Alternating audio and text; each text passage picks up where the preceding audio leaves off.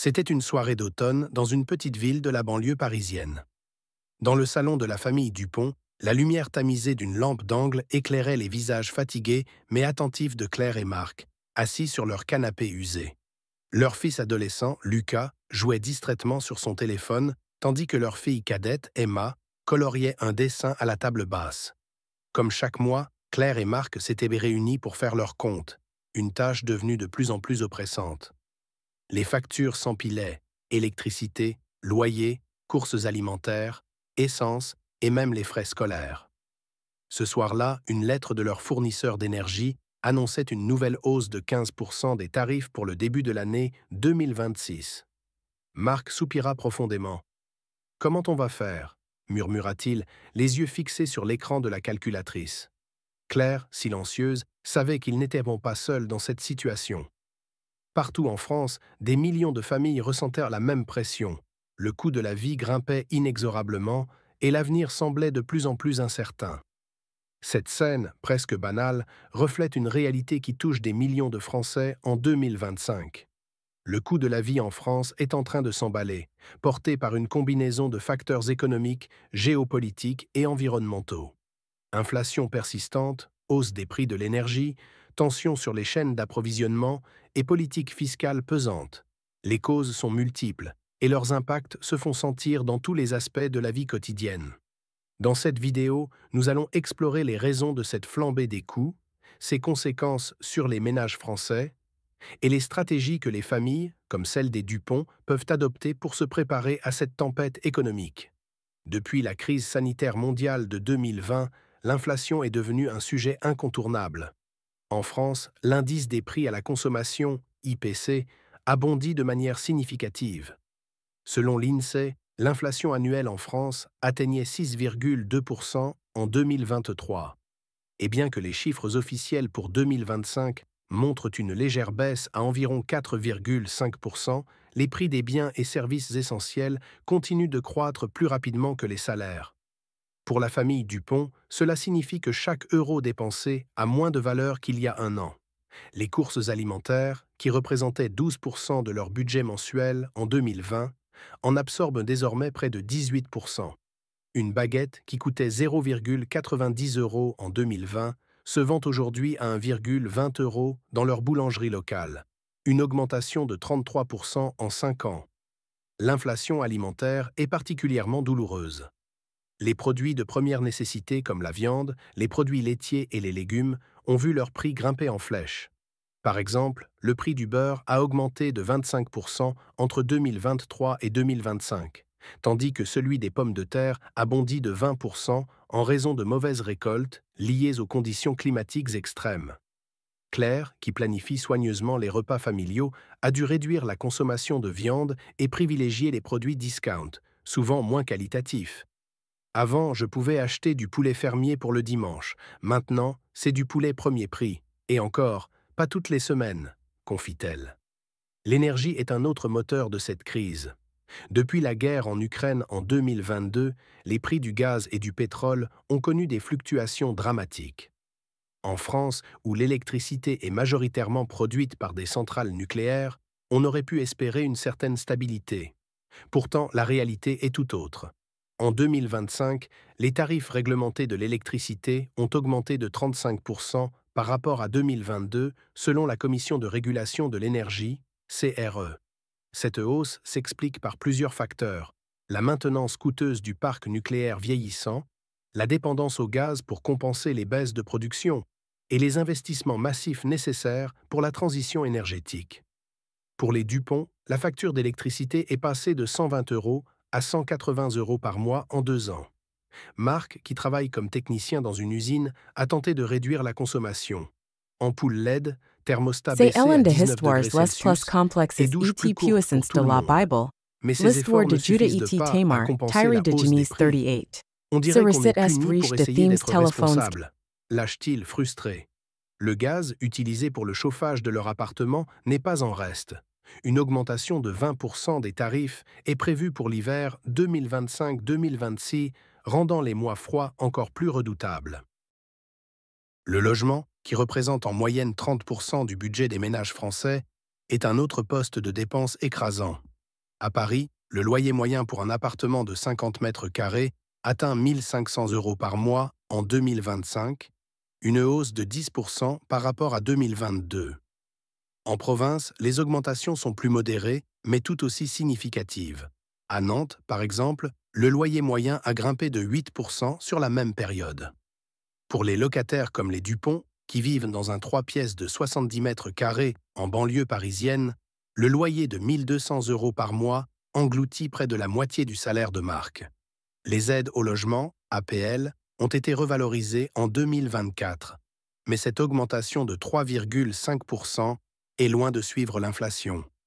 Pour les propriétaires, la situation n'est guère meilleure. Les taux d'intérêt des crédits immobiliers, qui étaient historiquement bas, autour de 1% en 2020, ont grimpé à 4,5% en 2025, rendant l'accession à la propriété quasi impossible pour les jeunes couples. Les charges de copropriété, quant à elles, ont augmenté de 15% en moyenne, en raison des travaux de rénovation énergétique imposés par la loi Climat et Résilience. Ces travaux, bien que nécessaires, pèsent lourdement sur les budgets des ménages. La famille Dupont incarne cette classe moyenne française qui se sent de plus en plus asphyxiée. Avec un revenu mensuel combiné de 3 500 euros net, Marc gagne 2 200 euros, Claire 1 300 euros comme assistante administrative. Il se situe légèrement au-dessus du revenu médian français, 2 900 euros pour un couple avec 2 enfants. Pourtant, après avoir payé le loyer, les factures, les courses et les frais de transport, il ne leur reste que 200 à 300 euros par mois pour les imprévus, les loisirs ou l'épargne. On ne part plus en vacances depuis 3 ans, avoue Claire. Les enfants nous demandent pourquoi on ne va plus à la mer. Comment leur expliquer qu'on n'a plus les moyens? Cette érosion du pouvoir d'achat touche particulièrement les familles avec enfants.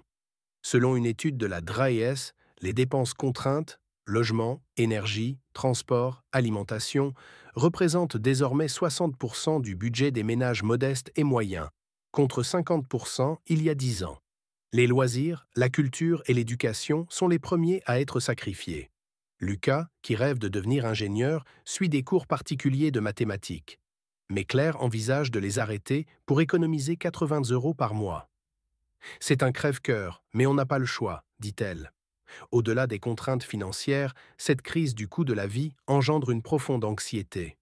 Une enquête de l'IFOP, réalisée en 2025, révèle que 72% des Français craignent de ne pas pouvoir maintenir leur niveau de vie dans les 5 prochaines années. Pour les jeunes, la situation est encore plus alarmante. 65% des 18 à 30 ans estiment qu'ils vivront moins bien que leurs parents. Cette perte de confiance en l'avenir alimente un sentiment d'injustice, notamment face aux inégalités croissantes. Pendant que les ménages modestes rognent sur l'essentiel, les grandes fortunes continuent de prospérer.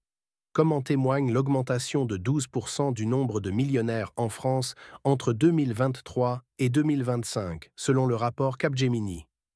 Pour Marc, cette injustice est palpable. On nous demande de faire des efforts, de consommer moins, de payer plus d'impôts pour la transition écologique. Mais les gros pollueurs, les multinationales, eux, ils s'en sortent toujours. Cette frustration, partagée par beaucoup, alimente les tensions sociales. Les manifestations contre la hausse des prix de l'énergie et les réformes fiscales se multiplient, rappelant l'ampleur du mouvement des Gilets jaunes en 2018. Face à cette flambée du coût de la vie, les familles françaises n'ont d'autre choix que de s'adapter. Voici quelques stratégies que les Dupont et des millions d'autres peuvent envisager pour amortir le choc. Premier, repenser le budget alimentaire. L'alimentation est un poste de dépense flexible, mais stratégique. Les experts recommandent de privilégier les produits bruts, fruits et légumes de saison, céréales en vrac, et de limiter les aliments transformés, souvent plus chers et moins nutritifs. Claire a commencé à cuisiner en grande quantité le week-end, préparant des plats pour toute la semaine. Elle fréquente également les marchés en fin de journée où les invendus sont souvent bradés. Selon une étude de l'ADEME, ces pratiques peuvent réduire la facture alimentaire de 20 à 30%. Les applications anti-gaspillage, comme Too Good To Go, permettent aussi d'acheter des paniers de produits invendus à prix réduit. En 2025, près de 10 millions de Français utilisent ces plateformes, économisant en moyenne 200 euros par an. 2. Réduire la facture énergétique. Pour limiter l'impact des hausses de l'énergie, les ménages peuvent investir dans des équipements économes, comme des thermostats connectés ou des multiprises à interrupteurs. Les aides de l'État, comme MaPrime Rénov', couvrent jusqu'à 50% des travaux d'isolation ou de remplacement de chaudières, bien que les démarches administratives restent complexes. Marc envisage de remplacer les fenêtres de l'appartement, mais le devis de 5 000 € le décourage. On va attendre une prime plus généreuse, espère-t-il. En attendant, des gestes simples comme baisser le chauffage de 1 degré Celsius, économie de 7% sur la facture, ou débrancher les appareils en veille peuvent faire la différence. Troisième, optimiser les dépenses de transport. Le transport est un autre gouffre financier, surtout pour les habitants des zones périurbaines comme les Dupont. Avec un litre d'essence à 2,10 € en 2025, Marc dépense 150 € par mois pour ses trajets domicile-travail. Pour réduire cette facture, il envisage le covoiturage ou l'achat d'un vélo électrique subventionné à hauteur de 500 € par certaines collectivités. Les abonnements aux transports en commun, bien que plus chers qu'en 2020, plus 12% en moyenne, restent une alternative économique dans les grandes villes. Quatrième, renégocier les contrats et chercher des aides. Beaucoup de Français ignorent qu'ils peuvent renégocier leur contrat d'assurance, de téléphonie ou de banque pour économiser des dizaines d'euros par an. Claire a ainsi changé d'opérateur mobile, réduisant sa facture de 25 € à 15 € par mois. Les aides sociales, comme le chèque énergie, 150 à 300 € par an, ou les tarifs sociaux de l'électricité, sont également sous-utilisés. En 2025, seulement 60% des ménages éligibles au chèque énergie en font la demande, selon la Cour des comptes. Cinquième, construire une épargne de précaution. Enfin, constituer une épargne, même modeste, est crucial pour faire face aux imprévus. Les Dupont ont ouvert un livret A où ils versent 50 € par mois, malgré les sacrifices que cela implique.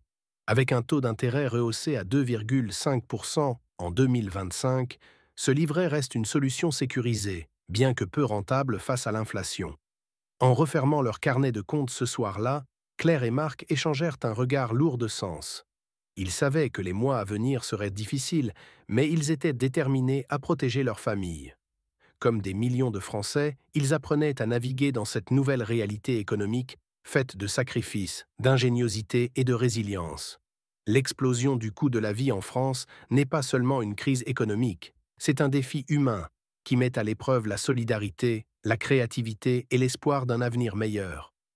Si les causes de cette flambée des prix, inflation, crises énergétiques, tensions géopolitiques, semblent hors de portée des citoyens ordinaires, les solutions, elles, se trouvent souvent à leur échelle.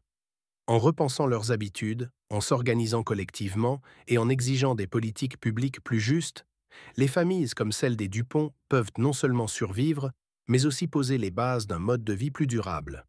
Car au-delà des chiffres et des factures, c'est l'histoire d'une société en mutation qui se joue, une société qui, malgré les tempêtes, refuse de baisser les bras.